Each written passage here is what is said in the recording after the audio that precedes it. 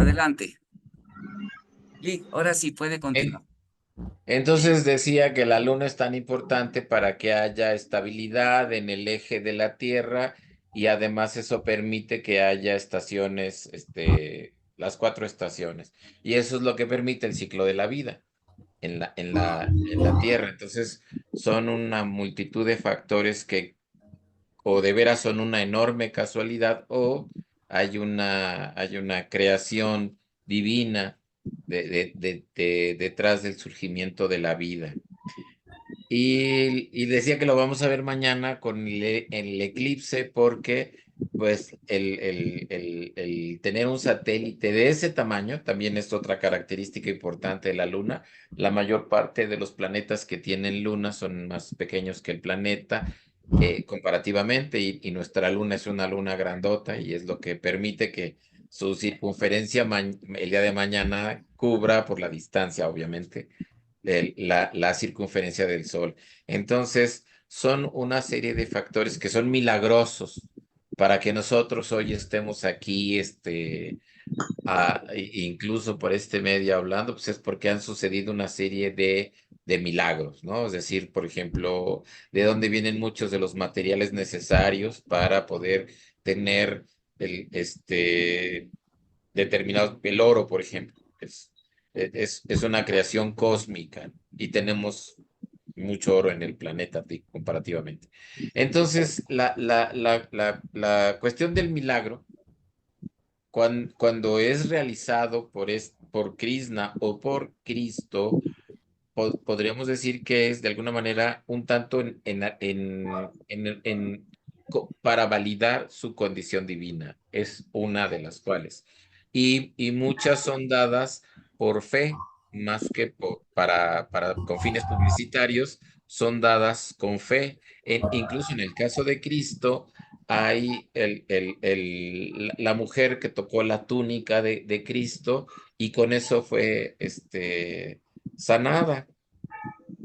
Entonces, también era tal su fe que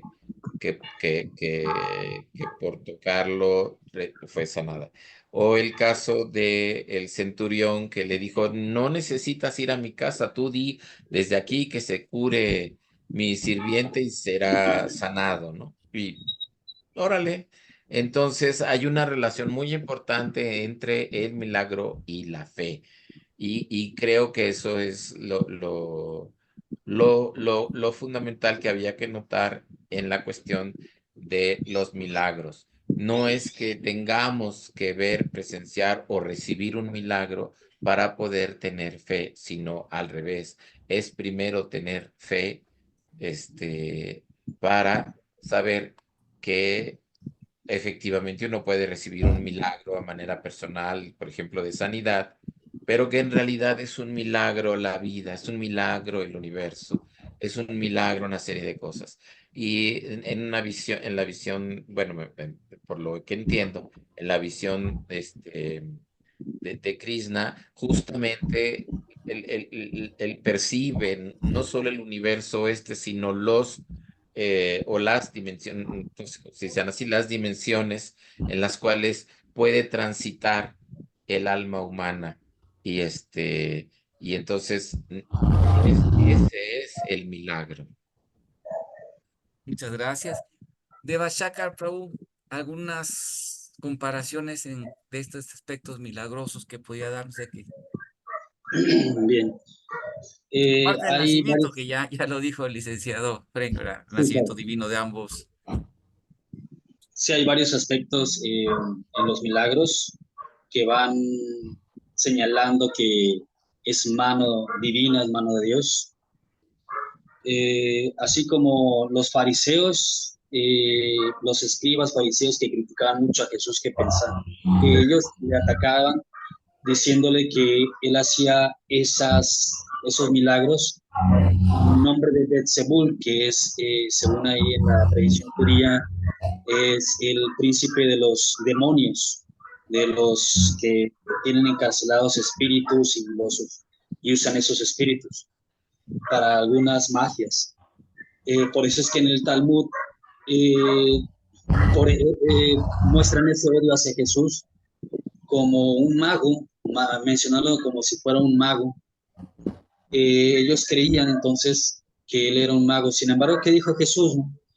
Que si Satanás, o sea, el mal, Satanás o aquel dueño que usa los espíritus para magia, se divide a sí mismo, entonces, ¿cómo quedará, no? Entonces, dice, para que vea que el Hijo del Hombre también obras milagros en el Espíritu Santo, ¿no? Usando el nombre de Dios, pues ahí ejecutaba esos milagros como señales.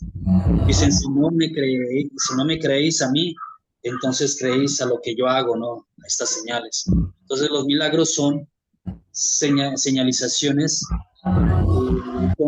contundentes hacia los incrédulos que piden, que están viendo o pidiendo alguna señal.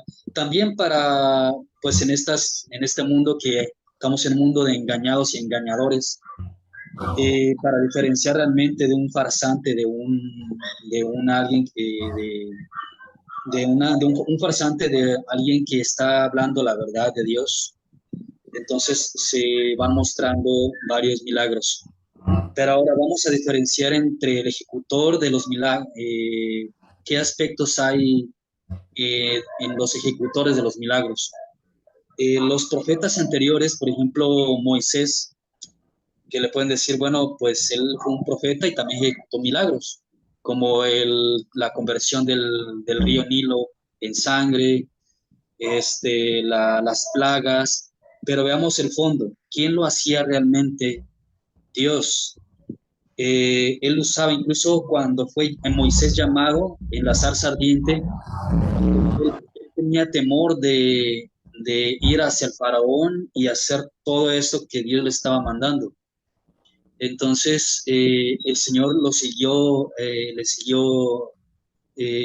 empujando, insistiendo para que fuera, para que le sirviera como instrumento.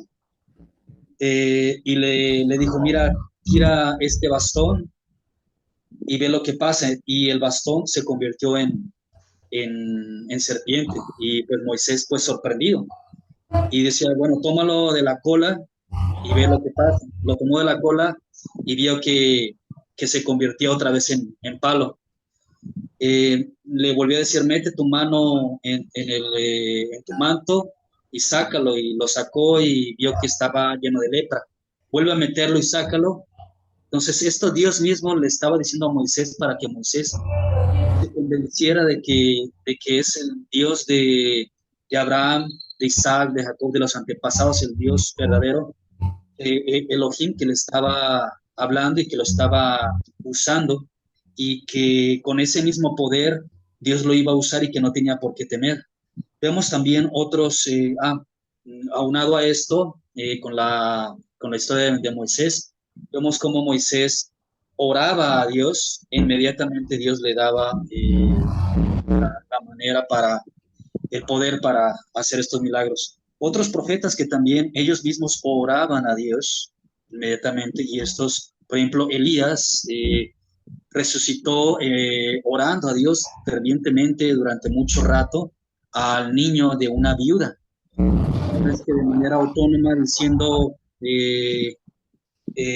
levántate y anda, ya se levantaba, sino que primero oraba a Dios, y de esta manera, ¿no? O sea, haciendo esa diferencia de que el profeta por sí mismo no tenía el poder, sino que tenía que demandarlo de Dios, y Dios, ya con su voluntad, si él quería, lo hacía, y si no, pues no.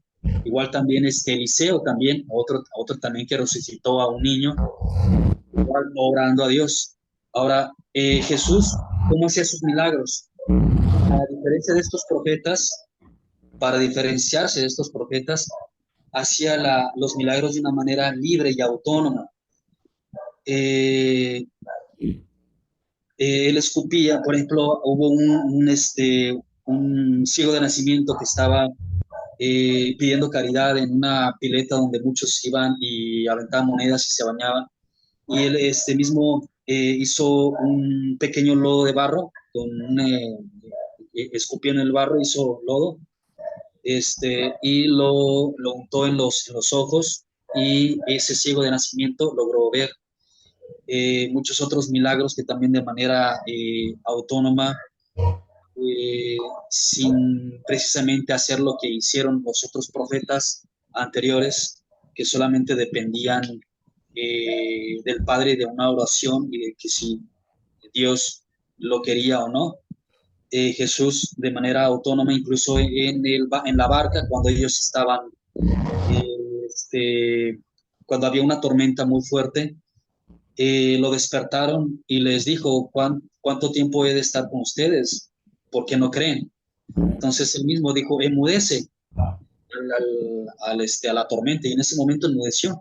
Y ellos se quedaron sorprendidos diciendo, ¿quién es este para que hasta los vientos y la mar le obedezcan? Y también incluso a los demonios o espíritus demoníacos que poseían otros cuerpos, él los sacaba. Incluso a unos espíritus dentro de un cuerpo le decían, de aquel que se hacía llamar legión, que al sacar los espíritus se fueron a los cerdos. Él antes de esa legión de espíritus malignos, antes de ser sacados de ese cuerpo por parte de Jesús, les dijeron, tú eres, tú eres el Hijo de Dios, tú eres el Altísimo. Entonces le dijo, enmudece, ya para que no revelara más, todavía porque no era el momento para revelar más acerca de la identidad de Yeshua o Jesús.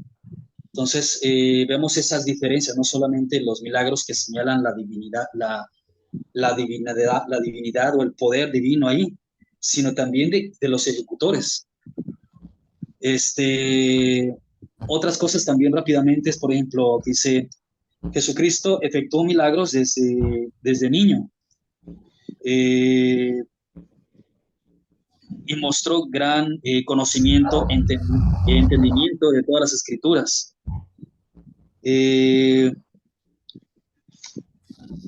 También él cuando grande efectuó milagros sin los poderes divinos, y similarmente ya en esa comparación con Krishna, Krishna resucitó también igual de manera autónoma, sin pedir a nadie, a los vaqueritos que habían muerto a causa del envenenamiento del río Yamuna, y también cuando habían muerto también dentro de Agasur, que es la serpiente gigante que los vaqueritos pensaban que era una cueva, también él lo resucitó de una manera muy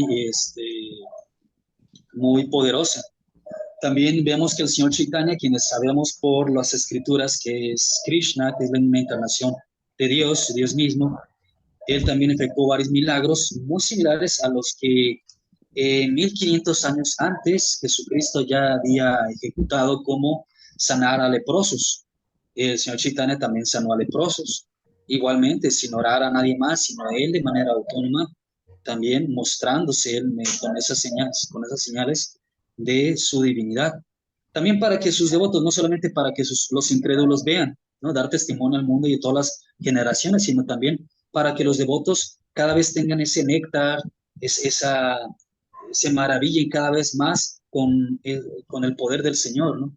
Porque obviamente no se sorprenden porque conocen bien al Señor Supremo de todo lo que es capaz y más, pero cada vez las ejecuciones que hace el Señor, sus pasatiempos, es para que también los devotos tengan ese néctar en el corazón, ¿no? Esa maravilla, ese dulzor en su corazón. Vemos también el otro milagro que hizo el Señor Chaitanya Mahaprabhu, que es así de la nada, nada más poner unas semillas en la tierra y de mango, y inmediatamente creció un árbol que sabemos de manera natural, por leyes de la naturaleza, cuánto tiempo es para que brote, apenas brote la semilla de un árbol de mango, y de ahí que un árbol crezca y que ese árbol de mangos, o sea, tarda. Pero el Señor Chaitanya Mahaprabhu dio ese milagro, y está testimoniado por varios de sus biógrafos, que creció ese árbol de mangos, dio mangos, y aparte esos mangos ni siquiera semilla tenían, o sea, estaban totalmente en la pulpa para poder ser disfrutados y comidos a entera satisfacción entre él y sus discípulos o asociados de ese momento. Entonces, vemos varios milagros que tanto en la personificación de Krishna como el Padre, porque Krishna en esa encarnación, en ese avatar, es el Padre Supremo. En todas, tanto en sus es como en el caso de en la Biblia, Elohim, Adonai, El Shaddai, que son varios nombres que se le dan en hebreo a Dios. Él se manifiesta como el Señor Supremo, que no hay más dioses además de Él, que Él es el Dios de dioses, que, etcétera.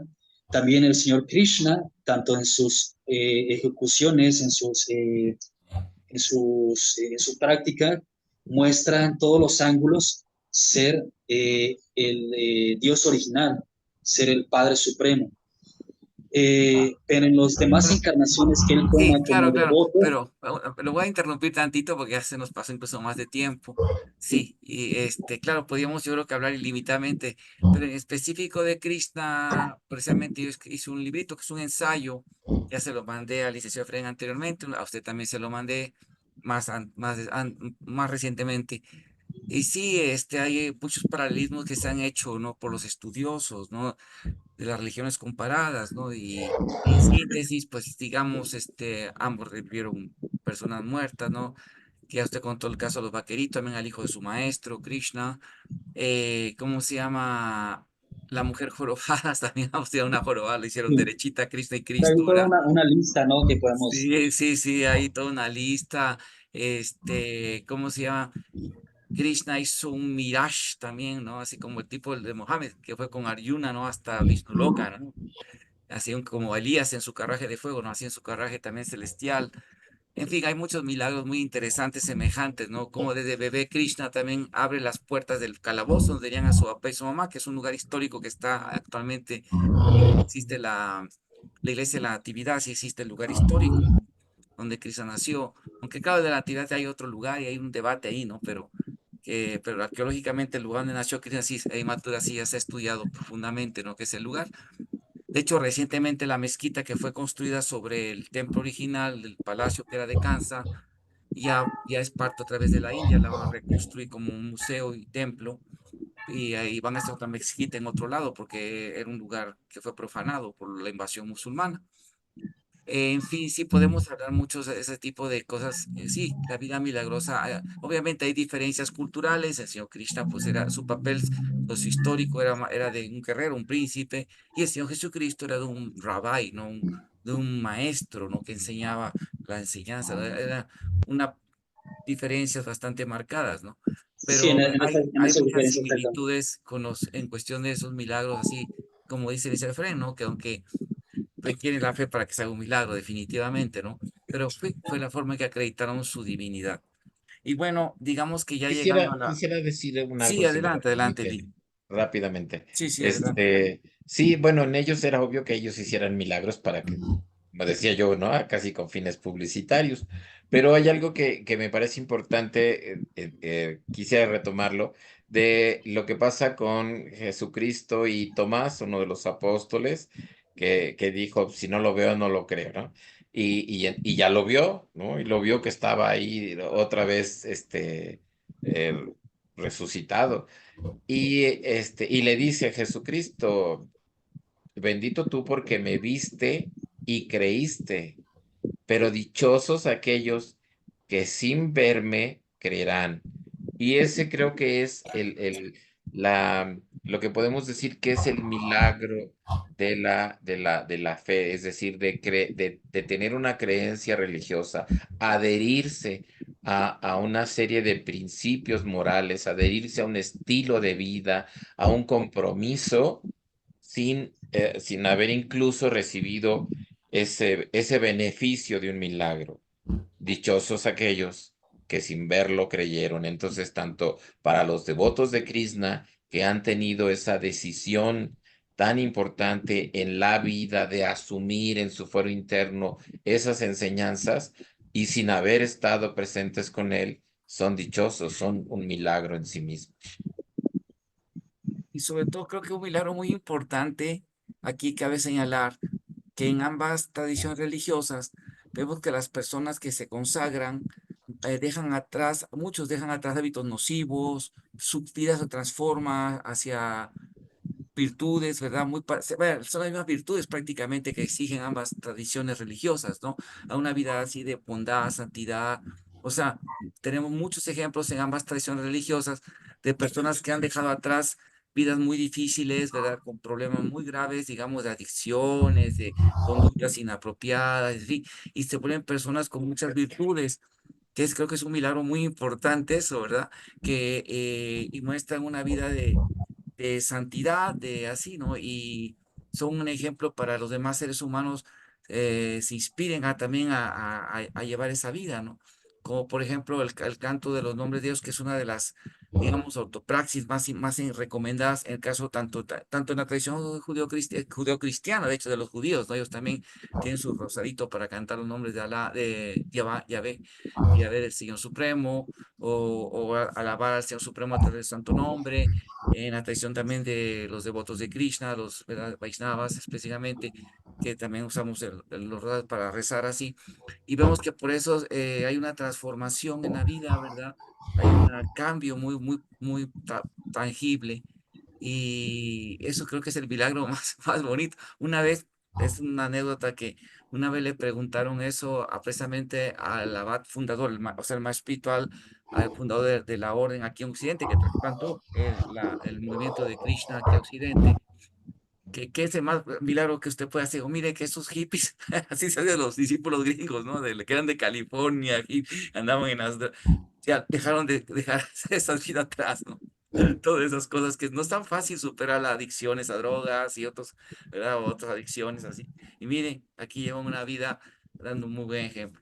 Y claro, como en toda asociación religiosa siempre va a haber ovejitas negras, ¿no? Pero la generalidad se ve eso, ¿no? Se ve esos cambios. Yo creo que es el milagro más hermoso que pueden dar estas grandes figuras a las personas que practican con fe, ¿verdad? Que practican así, ¿verdad? Y en todas las religiones lo vemos, tanto en el cristianismo, en todas las ramas, hemos visto este tipo de transformaciones, ¿verdad? Y también en la tradición de la India igual. Pero bueno, ahora yo quisiera preguntarle, retomando, o sea, ya que habló el Tali, pero también es para usted, Lee, al final, le va a sacar alguna de esas enseñanzas, porque también así Cristo enseñó también la eternidad del alma, enseñó que tengas que cumplir los mandatos de Dios, de servir, amarlo, adorarlo a Él con amor y devoción, que es el Bhakti. ¿Alguna enseñanza particular o algunas que le hayan usted motivado mucho, que le hayan, en ambos se ven, tanto en Cristo como en Krishna? Una enseñanza paralela de Krishna que sea como parecida a la de Cristo, en este caso usted que es devoto de Krishna también, que los pueda compartir hoy. Sí, claro. Por ejemplo, bueno, hay varias. Una de esas es dentro de las escrituras. Primero mencionaré lo que me ha impactado también, que he visto muy similar dentro de las escrituras, y después también como testimonio de vida, porque no solamente es las escrituras, sino también llevar a cabo, confirmarlo en la vida misma, y es donde el Señor Supremo también nos lo confirma en la realidad. Bueno, está por ejemplo en Mateo, en la Biblia, en Mateo 10:28, en donde el Señor Jesucristo le dice que no teman a los que matan el cuerpo, mas al alma no pueden matar. No solamente en Mateo, también en Marcos, me parece también menciona eso, no teman a los que matan el cuerpo, mas al alma no pueden matar. Entonces, ¿qué nos dice el Bhagavad Gita? ¿Qué nos dice Krishna en el Bhagavad Gita también? Que el alma no puede ser cortada, no puede ser matada cuando se mata el cuerpo. Entonces, claro, en el Bhagavad Gita y también en el Srimad Bhagavatam se detallan más acerca de lo que es el alma y la diferencia entre el alma y el cuerpo. En la Biblia se da alusiones, eh, pero más en hebreo. Ahora sí que al conocer el hebreo y al irse a la lengua original en hebreo, uno va también profundizando un poquito cómo es el cuerpo. Por ejemplo, Adam, que significa humanidad, viene de Adama, que significa tierra. Entonces, cuando se dice Adam, no precisamente quiere decir el hombre, sino quiere decir el humano en general, hombre y mujer. Entonces, la humanidad, así es como lo traduce en hebreo, lo que significa en hebreo, viene de Adama, tierra. Entonces, la tierra, ¿qué es? Son varios elementos de la tierra. Por eso es que dice, del polvo eres y el polvo te convertirás. Pero no es de que eres tú. Bueno, esa afirmación de que de polvo eres, como si diciendo eres, o sea, yo como persona, es para aquellos que todavía no comprenden o que todavía están en la plataforma física y que se piensa en el cuerpo. Entonces, como para decirles, a ver, bájate tantito de tu nube, ¿no? De tu orgullo, de polvo eres, al polvo te convertirás, o sea, al cuerpo. Pero en el Bhagavad Gita ya se detalla ya los elementos con los que la materia, incluso este cuerpo, están compuestos, ¿no? Entonces, con el estudio del hebreo, yendo hacia la lengua original, y se va profundizando un poquito más, vamos conociendo un poco más que efectivamente el Señor también hablaba acerca del espíritu y una diferencia entre el cuerpo y el espíritu, tanto en el Antiguo Testamento, en Génesis, como también en el Nuevo Testamento. Aquí con este texto que cité de Jesucristo, que no teman a los que matan el cuerpo, más al alma no pueden matar. También lo que decía Pablo, que él vio a alguien que dice, fuera del cuerpo o dentro del cuerpo, no sé. Esto va haciendo alusión de que sabían, de que ellos tenían conocimiento y nos están dando como una introducción a la diferencia entre alma y cuerpo material, y de que nosotros somos el alma. Eh, otros textos, por ejemplo, que mencionan los salmos, y me parece que también en crónicas, pero más en los salmos me llamó la atención de que, por ejemplo, alaban a Dios con címbalos, tamboriles, dice alabada a Jehová con címbalos, con tamboriles, con panderos. Y es lo que se hace también en la tradición Vaishnava, aunque no fueron mezcladas. Históricamente se ha comprobado, y le invitamos a la gente a que indague más y veamos que no fueron mezcladas y que una copia a la otra, como nos dicen que es que copiaron, una falsificación. No, sino que vemos aquí un patrón común, un modus operandi que nos va indicando una mente inteligente que va moviendo los hilos, como el titiritero que va moviendo y va orquestando todo, ¿no? Entonces, vamos viendo cómo en ambas tradiciones se alaban los nombres de Dios, hay varios nombres de Dios. Algunas líneas cristianas, como por ejemplo Testigos de Jehová, con todo el respeto que se merecen, ellos mencionan que los demás son títulos, pero que Dios solamente tiene un solo nombre. Sin embargo, nos vamos yendo a la Biblia y va mencionando en hebreo, en el Antiguo Testamento, que no, o sea, todos los que se dicen títulos son significativos, que dan a conocer una cualidad de Dios, son nombres de Dios. Está, Elohim, El Shaddai, Yahweh, y muchos más, ¿no?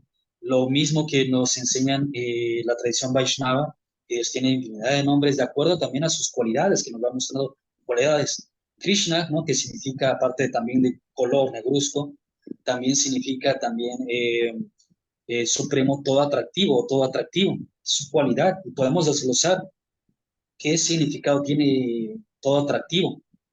Rama, por ejemplo, Rama significa la fuente del placer. Podemos decir que acaso Dios no es el fuente del placer. Claro que sí, por lo tanto Rama es su nombre. En hebreo podemos decir que El Shaddai significa el Dios todopoderoso o el Dios omnipotente. ¿Que acaso Dios no es omnipotente? Claro que sí.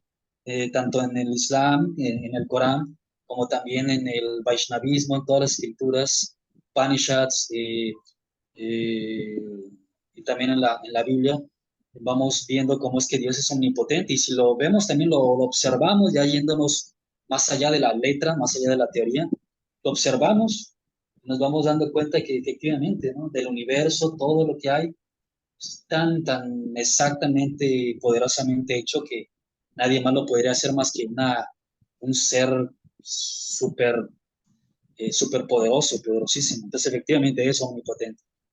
Entonces, todas esas cosas que he analizado es lo que me ha llevado bastante a concluir, y no solamente yo, también acompañándome con otros devotos, tanto cristianos como devotos de Krishna, que efectivamente en la Biblia, en el cristianismo, que emerge de la Biblia, no esa parte de la Biblia, decir cristianismo es sinónimo de decir también Biblia, Ahí está Dios también, Yahweh, Jehová es Dios, Cristo es la manifestación del Señor Supremo en esa forma como devoto. Igual también en la tradición Vaishnava, Krishna es la suprema persona de Dios, es ese mismo Elohim, ese mismo Adonai, ese mismo Padre, y las demás encarnaciones como Chaitanya y Nityananda, que son también Dios mismo, igualmente como Jesucristo, es igual en papel de devotos. Esto, bueno, podría darse a debate, pero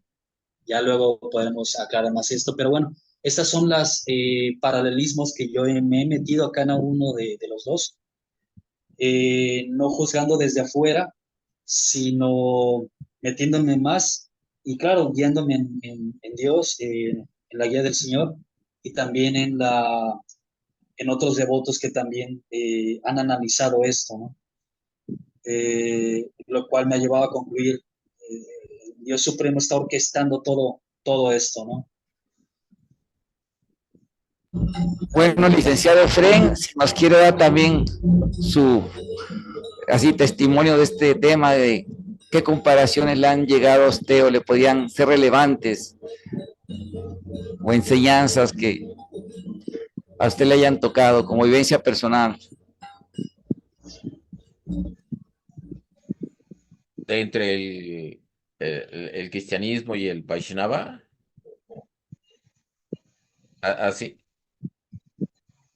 Bueno, y yo lo extendería a otras, incluso religiones, cuando todas las religiones tienen preceptos que indican la conducta que deben seguir los seres humanos, como la conducta adecuada que deben de tener para, para con otras personas y para con Dios, la relación que hay para con Dios. Y entonces,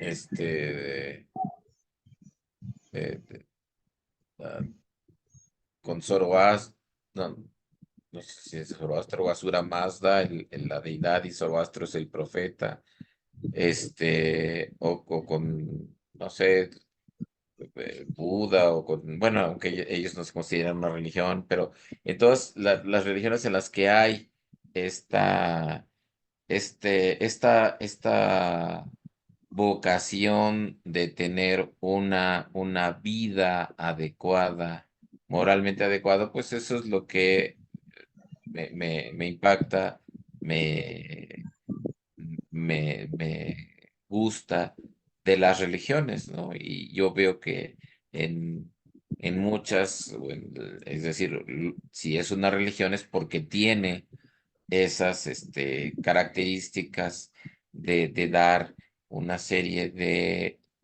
preceptos para, para vivir bien, para hacer lo correcto, que es una diferencia, perdón, fundamental, por ejemplo, con otro tipo de creencias, que hay otro tipo de creencias que no buscan lo bueno, ni la belleza, ni la vida espiritual, sino solo buscan la, el, el poder de algunos espíritus, incluso para dañar a otras personas. Entonces, y no son religión, ¿no? Es decir, algún tipo de práctica de la magia o creencias, por ejemplo, en la Santa Muerte, no son religiones porque no tienen esa característica fundamental. Y independientemente de que se crea en entidades supranaturales, ¿no? Eso no lo singulariza como una religión. Entonces, la creencia en Cristo, la creencia en Krishna, es que serían dioses, incluso con las características que hemos mencionado, que ellos sí estuvieron aquí en la tierra, eh, todas esas características. Eso es lo que le da, ese es el núcleo de una religión, que da una serie de preceptos de vida que son buenos para uno mismo, pero son finalmente civilizatorios, son proactivos para los demás, para la sociedad, y eso se está alineado con la bondad. Y entonces eso es lo que hace a una religión y eso es lo que puede en mi experiencia, puedo en mi experiencia decir que es lo que más me ha impresionado de la religión, de No, las que hemos mencionado ahorita y de otras más. pues muy bonito, muy bonitas reflexiones. Y ya nada más quedan, pues ahorita queda 1 minuto y 49, casi 2 minutos. No sé si quiera tanto el licenciado o de Bachacardas agregar algo, compartir otra cosita, pero cortito, porque ya queda muy poquito. Claro, bueno, aunado a esto que dice el licenciado también de diferentes religiones, efectivamente el Señor Supremo como la autoridad, la verdad absoluta, que efectivamente debemos de analizar y reconocer que existe una verdad absoluta y que esa verdad absoluta nos la da, vale la redundancia, la verdad absoluta que no es impersonal, es personal, esa persona suprema, el creador de todo. Y él revela esta verdad de diferentes maneras en la que nosotros, las diferentes almas, de acuerdo a nuestra capacidad, nuestro grado también de contaminación o de purificación, podamos entender y nos va tratando de llevar desde el lodo, desde el fango más asqueroso, más contaminado, hasta lo más puro. Algunas personas tal vez no están tan cerradas y pueden entender rápidamente y pueden creer rápidamente acerca de Dios, algo más allá de lo que perciben sus sentidos. Eh, Sin embargo, el Señor Supremo también nos va mostrando las pautas para diferenciar entre una religión falsa, algo que él no autoriza, algo que él no mandó, y lo que Él realmente mandó para saberlo reconocer. Y Jesucristo dijo algo muy importante, que es por sus frutos se conocerán. Ya para concluir esta parte, yo al menos en este caso, es que